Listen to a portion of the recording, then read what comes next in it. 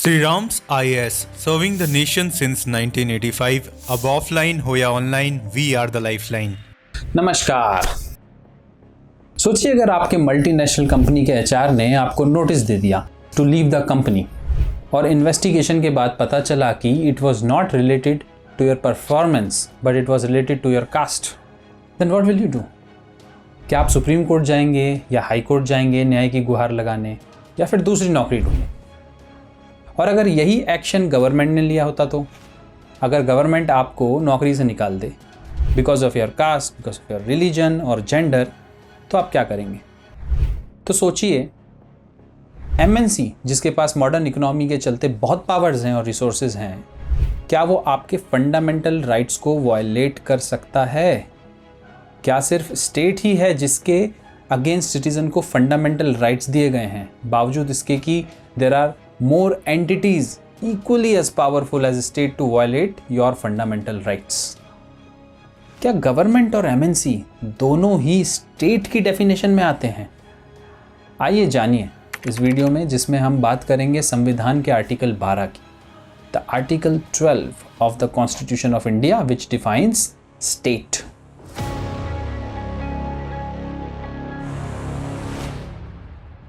अब आपके सिंप्लीफिकेशन के लिए बता दें कि आर्टिकल 12 के अंदर आने वाले वह इंस्टीट्यूशंस जो स्टेट कहलाएंगे, उसमें सुप्रीम कोर्ट ने बहुत से इंस्टीट्यूशंस डाले हैं, जैसे CSIR, LIC, ONGC। वहीं पर BCCI और NCERT जैसे इंस्टीट्यूशंस को स्टेट की डेफिनेशन से अलग रखा है।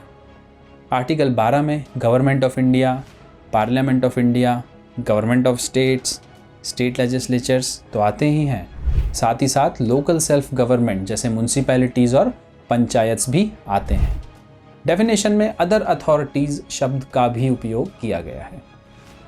तो सवाल ये उठता है कि कॉन्स्टिट्यूशन के आर्टिकल 12 में स्टेट को डिफाइन करने की ज़रूरत ही क्यों पड़ी? बिना डिफाइन करे क्या काम नहीं चल पाता? इसका जवाब खोजते हैं। शुरू करते हैं आज से 300 साल पहले से।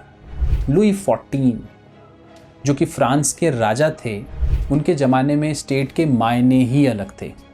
लुई 14 ने 72 सालों तक फ्रांस पर राज किया, 1643 से 1715 तक। उन्हें फ्रांस को एक सेंट्रलाइज स्टेट और एब्सोल्यूट मोनार्की में कन्वर्ट कर दिया। यूरोप में एज ऑफ एब्सोल्यूटिज्म के बढ़ावे में सबसे बड़ा हाथ इन्हीं का है। The divine right of the king को मानने वाले लुई 14 मानते थे कि राज करना उनका जन्मसिद्ध अधिकार है। ये अधिकार उनको भगवान ने दिया है। इस राज्य में लोगों के पास कोई अधिकार नहीं थे और कॉन्स्टिट्यूशन जैसी तो कोई चीज़ ही नहीं थी। पूरा फ्रांस नोबल्स, क्लर्जीज और कॉमनर्स में बटा हुआ था और देश के 40% संसाधनों पर नोबल्स और क्लर्जी की मोनोपोली थी, जो कि पॉपुलेशन के सिर्फ 2% थे। कॉमनर्स, जिनकी जनसंख्या 98% थी, उनके पास 60% भी रिसोर्सेज नहीं थे। ये बताता है भयंकर इनइक्वालिटी। लुई 14 के बाद लुई 15 और लुई 16 ने भी इसी स्टेट मॉडल को कंटिन्यू करा। फिर आया फ्रेंच रिवॉल्यूशन। इसके आने से लिबर्टी, इक्वालिटी, फ्रेटर्निटी जैसे कॉन्सेप्ट्स लोगों के मन में घर कर गए और स्टेट के मायने बदलने लगे। अब स्टेट का मतलब एब्सोल्यूट मोनार्की से नहीं, बल्कि कॉन्स्टिट्यूशनलिज्म से जोड़कर देखा जाने लगा। लोगों को अब किसी राजा के डिवाइन राइट पर विश्वास नहीं था, बल्कि उन्हें चाहिए थी अपनी खुद की चुनी हुई सरकार। एक ऐसी सरकार जो एब्सोल्यूट ना हो और संविधान के नियम कायदों से बंधी रहे। क्या है ये कॉन्स्टिट्यूशनलिज्म? क्या होता है इसका मतलब? इसका मतलब सरल शब्दों में होता है लिमिटेड गवर्नमेंट। ये रूल ऑफ लॉ को इंपॉर्टेंस देता है, ना कि रूल ऑफ मैन को। इस कॉन्सेप्ट के चलते कोई भी व्यक्ति जो कि किसी भी संवैधानिक पोस्ट पर बैठा है, उसे रूल के हिसाब से ही काम करना पड़ेगा। वो अपने इंटरेस्ट में या विम्स एंड फैंसीज के बेसिस पर डिसीजन नहीं ले सकता। उसे लिखे हुए संविधान और उसके बनाए गए दायरे से बाहर जाने की अनुमति नहीं है। वहीं एब्सोल्यूट मोनार्क जब चाहे, जैसे चाहे, जो चाहे वह कर सकता है। सरकार होना चाहिए लोगों के लिए। अगर राजा भी लोगों की भलाई के लिए काम करे तो ठीक है, पर देखा गया है कि एक बार जब किसी को एक्स्ट्रा ऑर्डिनरी पावर्स मिल जाती हैं तो वह अपना विजडम खो देता, वो दूसरों को अपने से कम आंकने लगता है। Power corrupts and absolute power corrupts absolutely. इसी पर अब्राहम लिंकन ने बोला है कि if you want to test the character of a man, give him power. तो ये सारी बातें हम आर्टिकल 12 के रिलेशन में क्यों कर रहे हैं? क्योंकि कॉन्स्टिट्यूशन का आर्टिकल 12 स्टेट को डिफाइन करता है। यह स्टेट ही है जिसके पास एक्स्ट्रा ऑर्डिनरी पावर्स हैं और स्टेट इसका इस्तेमाल लोगों की भलाई के लिए करे, वेलफेयर स्टेट बनने के लिए करे। इसीलिए मॉडर्न कॉन्स्टिट्यूशंस में fundamental right against the state दिए गए हैं। अगर नहीं दिए जाते तो वो लोग जो गवर्नमेंट चला रहे हैं उनके पास एब्सोल्यूट पावर्स होती, वो आर्बिटरली पावर का यूज़ करने लगते हैं। अगर स्टेट किसी भी व्यक्ति के मौलिक अधिकारों का हनन करता है तो व्यक्ति आर्टिकल 32 के आधार पर सुप्रीम कोर्ट और 226 के आधार पर हाई कोर्ट जा सकता है। These are remedies available to citizens of India against the infringement or curtailment of their fundamental rights. अब जिस स्टेट के खिलाफ आपको इतने सारे राइट्स दिए गए हैं उसे डिफाइन करना भी जरूरी है। तो आर्टिकल 12 कहता है कि government and parliament of India, government and legislatures of the state, local authorities और कुछ अदर अथॉरिटीज़ को स्टेट माना जाए। सेंट्रल एग्जीक्यूटिव जिसमें प्राइम मिनिस्टर और उनकी काउंसिल ऑफ मिनिस्टर आती है, स्टेट लेजिस्लेटिव जिसमें चीफ मिनिस्टर और उनकी काउंसिल ऑफ मिनिस्टर आती है, यह स्टेट कहलाते हैं। इसके अलावा पार्लियामेंट और स्टेट लेजिस्लेचर भी स्टेट की डेफिनेशन के अधीन आते हैं। अब बात करते हैं लोकल अथॉरिटीज़ की। Local authorities general clauses act 1897 में डिफाइंड है। जनरल क्लॉजेज एक्ट का सेक्शन 3 और सबसेक्शन 31 बताता है कि लोकल अथॉरिटीज़ क्या हैं। इसमें म्यूनसिपैलिटीज़, पंचायत और डिस्ट्रिक्ट बोर्ड जैसे इंस्टीट्यूशंस आते हैं।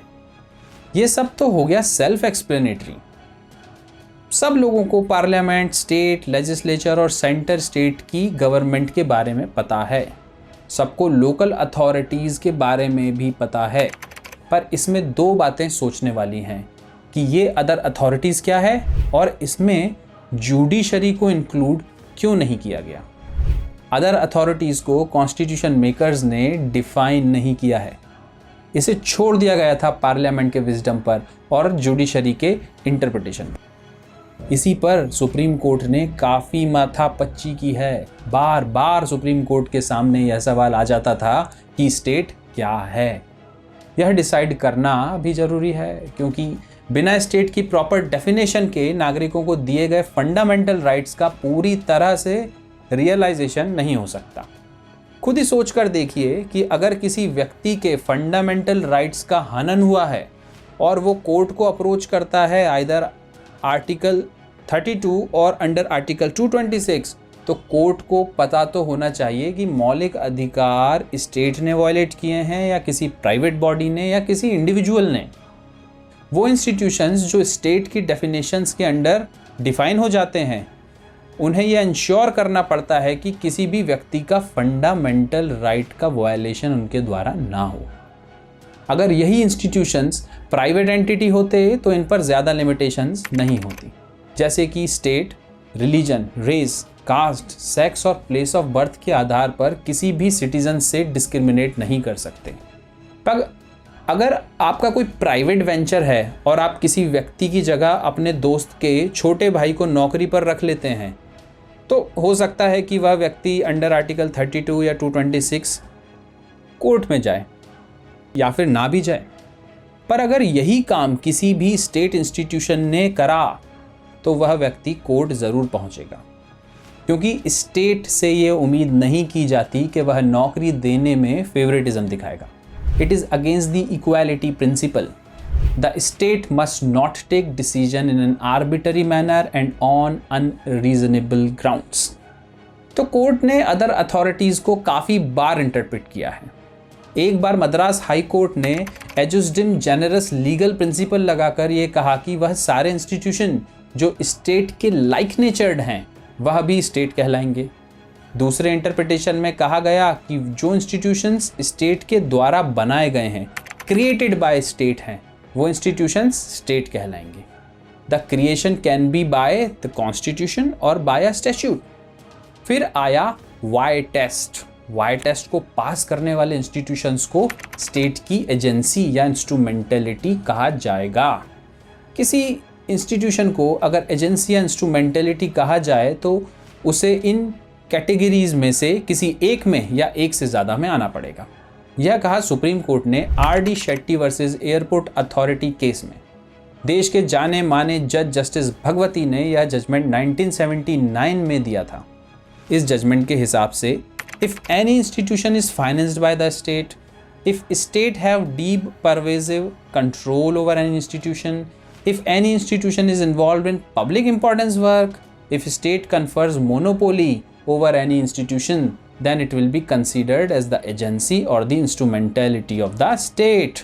मतलब अगर स्टेट किसी इंस्टीट्यूशन को फाइनेंस करता हो, उसे कंट्रोल करता हो, उसे मोनोपोली देता हो या फिर वो इंस्टीट्यूशन पब्लिक इंपॉर्टेंस का काम करता हो तो वह स्टेट कहलाएगा। ऐसे किसी भी इंस्टीट्यूशन को स्टेट का दर्जा दिया जाएगा जो इन कैटेगरीज में आता है। अब सवाल आता है कि जुडिशरी को आर्टिकल 12 की डेफिनेशन में क्यों नहीं रखा गया है। यह सवाल भी सुप्रीम कोर्ट के सामने आया था। बहुत ही सुंदर तरीके से सुप्रीम कोर्ट ने इसे इंटरप्रेट किया। इंटरप्रिटेशन ऐसा हुआ कि कोर्ट ने खुद ही की फंक्शन को दो हिस्सों में बांट दिया।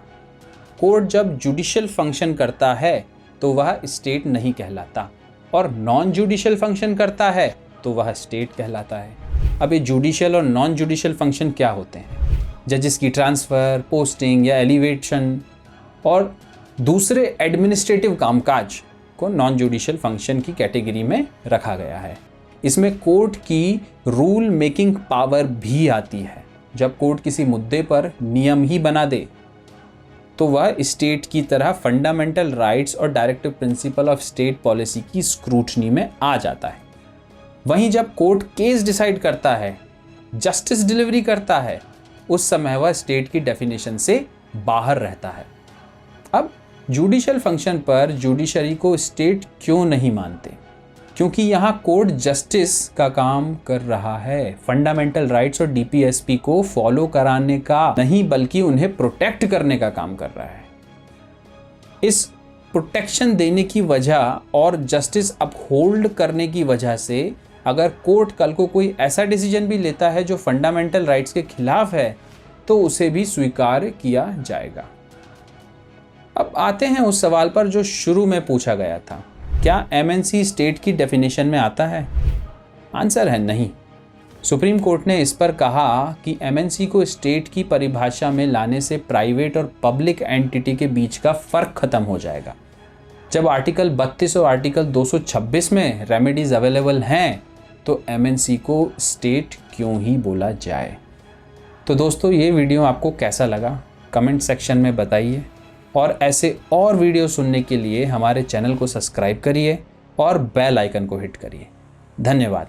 Sri Ram's IAS, serving the nation since 1985. Ab offline ho ya online, we are the lifeline.